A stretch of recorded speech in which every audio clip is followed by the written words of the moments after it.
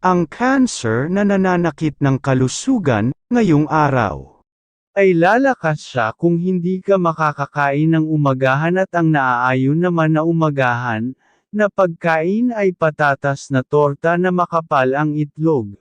na para sa good cell, at sa inumin ay tubig na maligamgam, at magbibigay ng ikakalakas ng ugat sa baga. Huwag kang maliligo sa umaga dahil lalakas ang cancer cell. Magandang oras maligo sa alas 12 ng tanghali hanggang 1:30 ng hapon lang na magbibigay ng ikakalakas ng good cell, para may lalaban sa bad cell.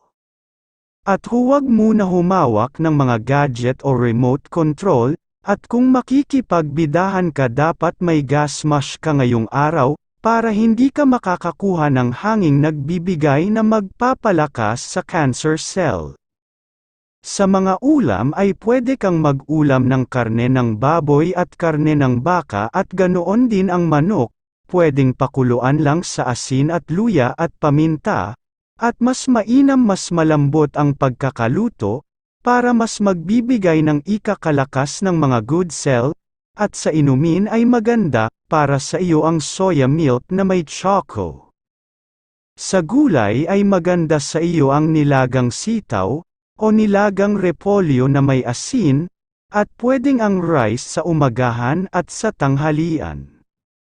Ang dapat iiwasan ay ang candy at mga matatamis na pagkain magpapalakas sa mga bad cell ngayong araw, at sa muli ay sasabihin na bawal ang lamang loob ng hayop kahit sa sabaw, na may niluto na may lamang loob ng hayop ay bawal, dahil magpapalakas sa mga bad cell at mag-iipon sila para lagi kang mahihilo.